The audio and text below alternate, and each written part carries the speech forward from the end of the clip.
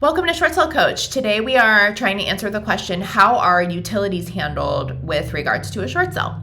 So utilities are kind of the most important thing that I like to tell sellers to stay current on. So if you have a homeowner who is starting the short sale process where they are still kind of current on their utility bills, it's really important that you tell them to continue to pay their utility bills while the short sale process moves forward. Often though, you'll run into a seller who just simply has no funds to do that, and the utility bills will fall behind. So if it's inevitable that they'll fall behind, you can still move forward with the short sale. But if you have the ability to tell your homeowner to continue to pay the utility bills, that will only help the process go in a more streamlined manner. So utilities are technically considered discretionary fees, meaning lenders are not required to cover utility bills. Often they have guidelines that allow them to cover delinquent dues if you can show them the utility bills and if they can still meet their minimum net while paying that utility bill. So the general rule that I go with that seems to work is I request, whatever utility bills are due. And if we're at the beginning of the process and I know that they're going to continue to be behind, I add a little more on my settlement statement, meaning I try to project out. So if you know the utility bill is behind, you want to take the amount that the utility is behind on when you start your negotiation and add about 60 days worth of those utilities, assuming it will remain unpaid, to your first settlement statement. That'll make it so that once you get to the point when you're actually talking to your negotiator about what they can cover, that you will have projected out the right amount. You can fully expect mortgage servicers to want to see the utility bills for the property. And this doesn't just mean the escrow demand for the utility bills, it means the actual utility bills from the utility providers. Different investors have different guidelines. And so some will only pay up to a certain amount of months, right? Sometimes it's like they'll pay 3 months of unpaid or 6 months of unpaid or 1 month of unpaid.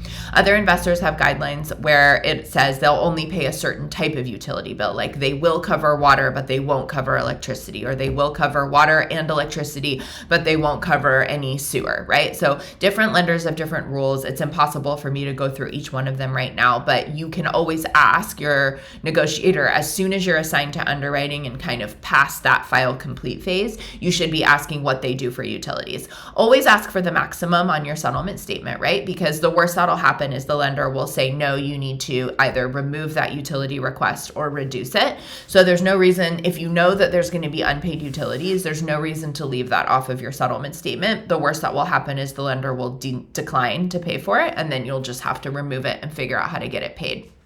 Even if your seller has told you that they're going to stay current, or even if the homeowner fully intends to stay current, which does happen, it is good on the settlement statement to put a couple months of a utility bill right at the beginning. And then once you get to the negotiation phase with your negotiator, you'll look at whether there actually are any unpaid utility bills. So you want to kind of project for a homeowner if you think there's a chance that they might not be able to pay it, to not pay it. So you have a little bit of room there.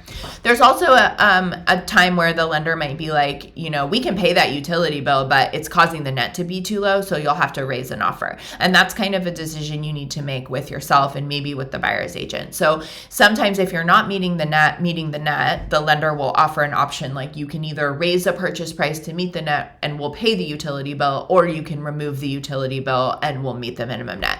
Often parties want to do that in one of two ways, and so you kind of have to decide what would be best for you. But there is no reason to not, project out for utility bills when you start. You always want to make sure you've provided for whatever fees might be popping up. And then, of course, if the lender doesn't want to pay for it or they want you to cap it in some way, they'll tell you down the line. And then the best thing to do is to, if you're on the listing agent side of this and you're negotiating this, just make sure you stay super on top of what utility bills are actually owed. So continue to request updated utility bills, request them right at the outset. The worst thing you can do, and that's so frustrating and it happens to agents all the time, is you make it all the way through the short sale, you do all the hard work with the lender, you get your approval letter, right? And then you forget to pull utility bills, and then suddenly right at the end there's $4,000 owed in utilities, and then someone has to cover it, and you end up kind of having to put your commission toward that, or the buyer has to pay extra and everyone's upset. So to prevent upset, figure out what's going on with your utility bills early, ask for it on your first settlement statement, continue to push for it until you come to terms with the lender and understand fully what actually will be owed through your close date and what the lender is willing to pay for.